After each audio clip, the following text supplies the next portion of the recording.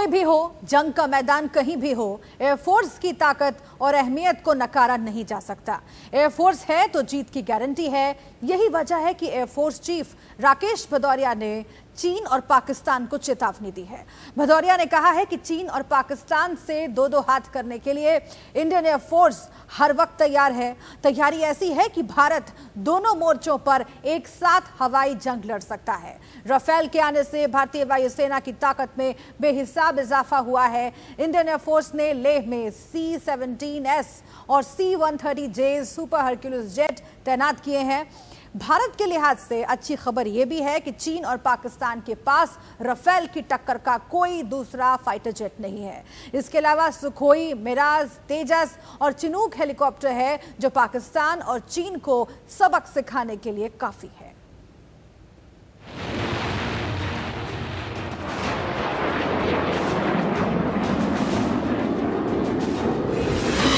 भारत के हवाबाज सिखाएंगे अब चीन को सबक।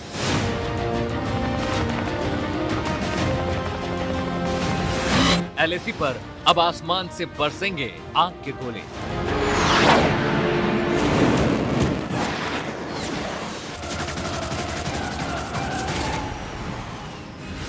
एयरफोर्स चीफ की चीन पाक को कड़ी चेतावनी। हमारी कैपेबिलिटी पूरी तरह से तैयार है टू फ्रंट वॉर के लिए भी। राफेल की रफ्तार से कांप जाएगी चीन की आर्मी।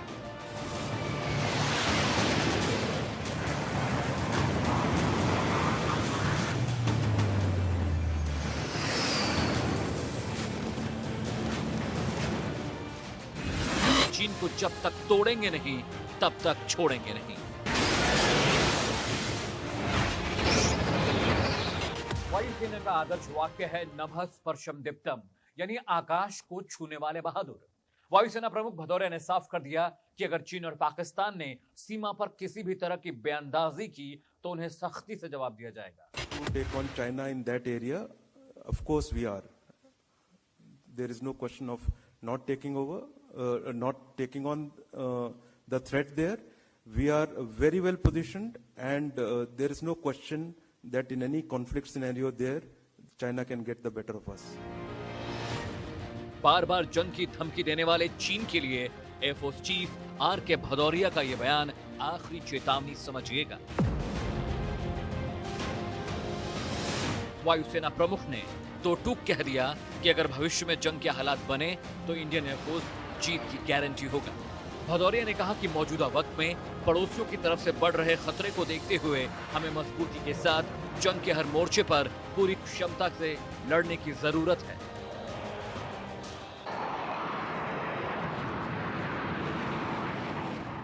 यदि युद्ध हुआ तो भारत चीन से पूरी तरह से लड़ने के लिए तैयार है। अब कल्पना कीजिए कि J-20 या J-17 या J-10 इनमें से कोई भी विमान जो चीन का ऊपर उड़ता है वो हवा में 1 या सवा घंटे ही रह पाएगा, क्योंकि उसका पेलोड कम हो गया है। जबकि हमारे जहाज, उसमें राफेल हो या MiG-21 हो या मिराज हो या सुखोई हो, ये 3-3, 4-4 घंटे हवा में रह पाएंगे।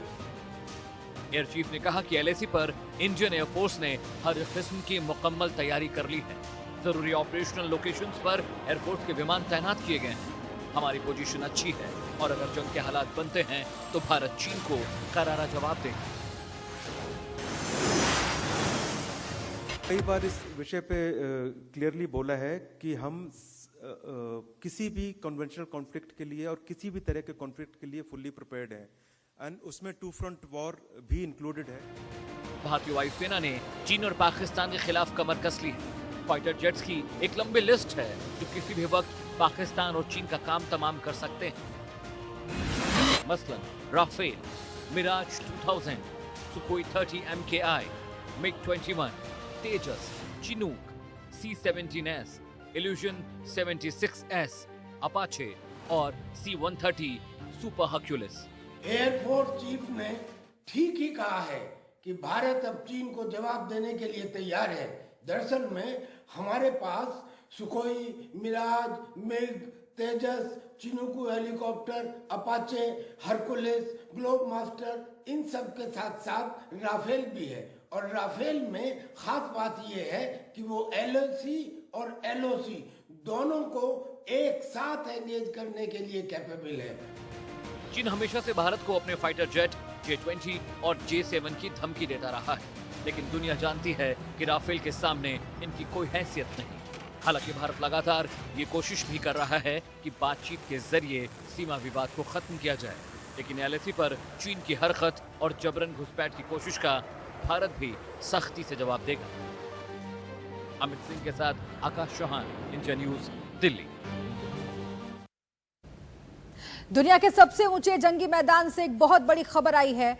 सेना के इतिहास में पहली बार 17,000 फीट की ऊंचाई पर टैंकों की तैनाती की गई है। 1948 के बाद ये पहली बार हुआ है जब भारतीय सेना ने इतनी ऊंचाई पर अपनी टैंक इन्फेंट्री को तैनात किया है।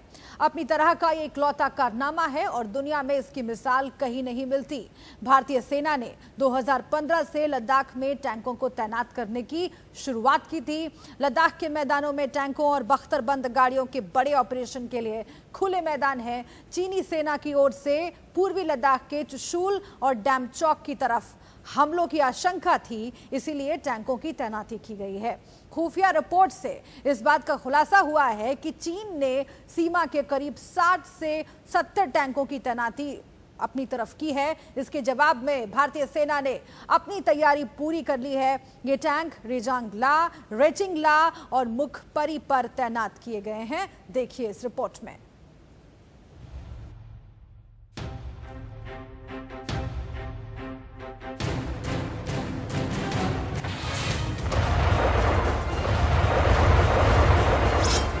चीन के खिलाफ सबसे विध्वंसक तैयारी।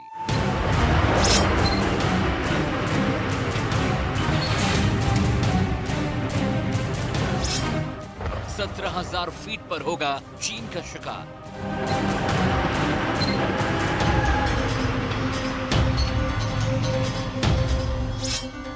कांप जाएगा हिमालय का जर्रा जर्रा।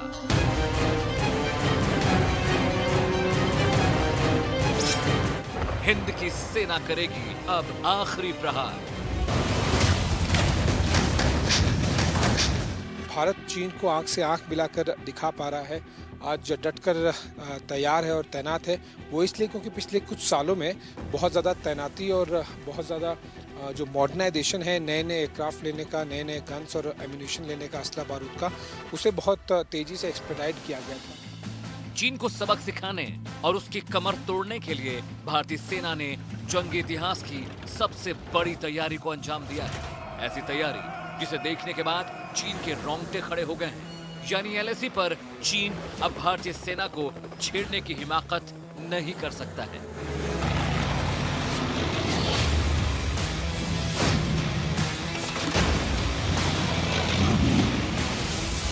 जो भी हम हरकतें देख रहे थे उसको मद्देनजर रखते हुए अपनी सुरक्षा के लिए हमने जो कदम उठाने थे वो हमने उठाए हैं और मुझे उम्मीद है कि जो हमने डिप्लॉयमेंट की है उससे हम अपनी सुरक्षा कायम रखेंगे।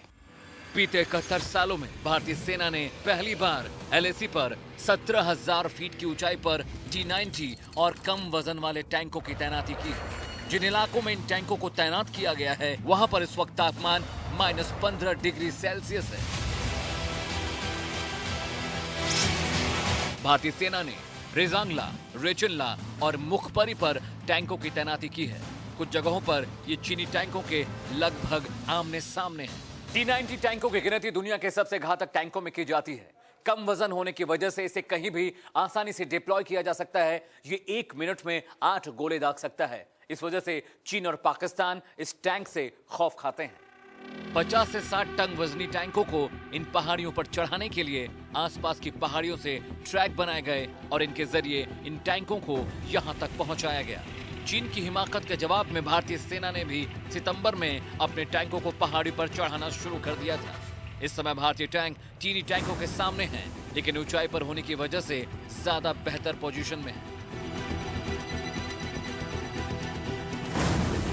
इससे पहले जनरल थिमैया ने नवंबर 1948 में लद्दाख पर कब्जा कर रहे पाकिस्तानियों को खदेड़ने के लिए जोजिला पास पर हल्के स्टुअर्ट टैंकों का इस्तेमाल किया था। उस समय भी पूरी दुनिया ताज्जुब में पड़ गई थी, लेकिन तब भी टैंकों को 11,553 फीट की ऊंचाई तक ही ले जाया गया था।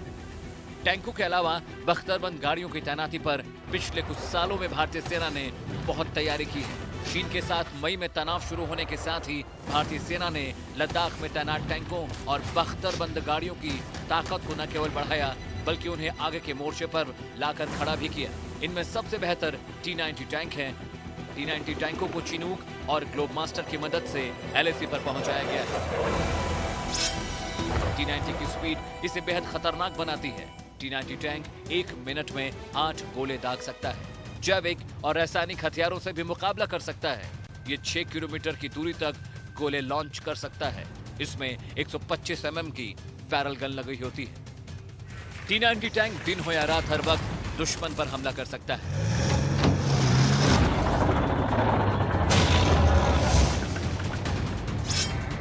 T-90 टैंक में मिसाइल हमले को रोकने वाला कवच है। इसमें शक्तिशाली 1000 हॉर्स पावर का इंजन है। ये एक बार में 550 किलोमीटर की दूरी तय करने में सक्षम है। चीन की गतिविधियों से यह पूरी तरह से स्पष्ट है, उसकी कथनी और उसकी करनी में अंतर है। और हमने चाइना को डिप्लोमेटिक तथा मिलिट्री चैनल्स के माध्यम से यह अवगत करा दिया कि इस प्रकार की गतिविधियां यथास्थिति को यानी स्टेटस को एक तरफा बदलने का प्रयास है। अगस्त के आखिर में चीन की तरफ से नई कार्रवाइयों की आशंका के बाद भारतीय सेना ने 29 और 30 अगस्त को पैंगोंग के पूर्वी इलाके ठाकुंग से लेकर रेजिंग ला तक की सभी अहम पहाड़ियों पर कब्जा कर लिया। इसी के बाद चीन ने अपनी बख्तरबंद गाड़ियों और टैंकों को आगे बढ़ाया, जिसका जवाब भारत ने इन पहाड़ियों पर टैंक तैनात करके दिया है।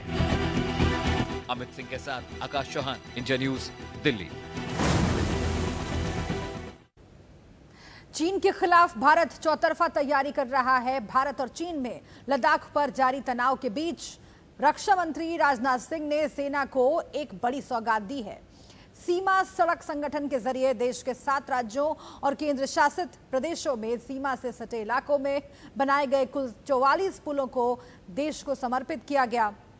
रक्षा मंत्रालय के मुताबिक BRO द्वारा बनाए गए इन 44 पुलों में से 10 जम्मू कश्मीर में हैं।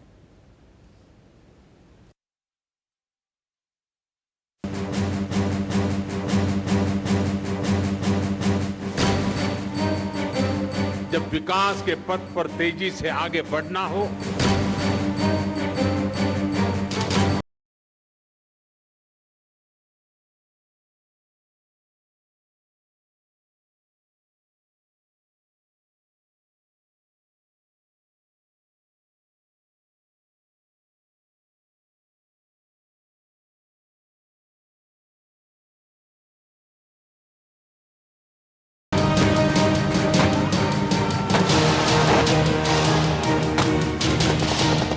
रक्षा मंत्री राजनाथ सिंह ने सोमवार को सीमा से सटे इलाकों में बनाए गए 44 पुलों का उद्घाटन किया।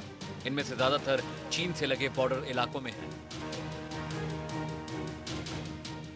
मसलन लद्दाख, अरुणाचल प्रदेश, सिक्किम और उत्तराखंड, जबकि कुछ पुल पाकिस्तान सीमा से लगे पंजाब और जम्मू कश्मीर में बनाए गए हैं। कि ये हाईवे जो लेह से Kargil and beyond till Srinagar है, ये डबल लेन हाईवे है और इस हाईवे के ऊपर सारे ब्रिजेस को क्लास 70 आज के इन 3 ब्रिजेस के बनने के बाद अपग्रेड कर दिया गया है। तो इसलिए इस हाईवे के ऊपर 70 टन की मूवमेंट जो कि आर्मी के लिए बहुत ज़रूरी है और लोकल पॉपुलेशन की इकोनॉमिक डेवलपमेंट के लिए भी काफ़ी कारगर है। तो ये इससे बहुत फ़ायदा हुआ है। जो आज लद्दाख में 8 ब्रिज जो माननीय रक्षा मंत्री ने देश को समर्पित किए हैं, उसमें से एक ब्रिज जो है वो इंडिया की सबसे स्ट्रेटेजिक रोड दुर्बुक शोक दौलत बेग ओल्डी पे है। तो ये ब्रिज जो है ये क्लास 70 टन लोड लेने के लिए सक्षम है, जिसके ऊपर की सेना के सारे बाहरी वाहन अपना जो है दौलत बेग ओल्डी तक जा सकेंगे। इस मौके पर रक्षा मंत्री राजनाथ सिंह ने कहा कि प्रधानमंत्री नरेंद्र मोदी के नेतृत्व में देश न केवल संकट का मजबूती से सामना कर रहा है, बल्कि इन सीमावर्ती इलाकों में बड़े और ऐतिहासिक बदलाव लाने में भी जुटा है।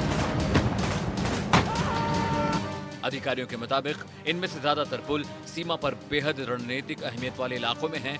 इनमें से 7 लद्दाख में हैं, जहां भारत और चीन की सेनाओं के बीच कई इलाकों में तनाव बना हुआ है।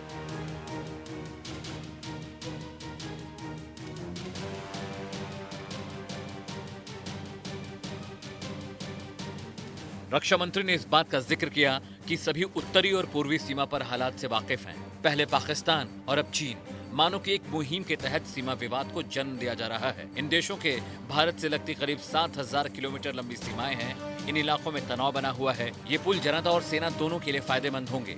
सीमा पर सड़क पुलों का ये बुनियादी ढांचा सेना को बॉर्डर वाले इलाकों में आने जाने की सहूलियत देगा। उत्तरी और पूर्वी सीमा पर पैदा की गई स्थितियों से भी आप भली भांति परिचित हैं। पहले पाकिस्तान और अब चीन के द्वारा भी मानो एक मिशन के तहत सीमा पर विवाद पैदा किया जा रहा है। इन दोनों देशों के साथ हमारी लगभग 7000 किलोमीटर की सीमा मिलती है, जहां किसी न किसी सेक्टर में आए दिन तनाव बना रहता है। इन सभी पुलों में से करीब 22 से अधिक ऐसे पुल हैं जिनका सीधा कनेक्शन चीन सीमा से है। अमित सिंह के साथ आकाश चौहान, इंडिया न्यूज, दिल्ली।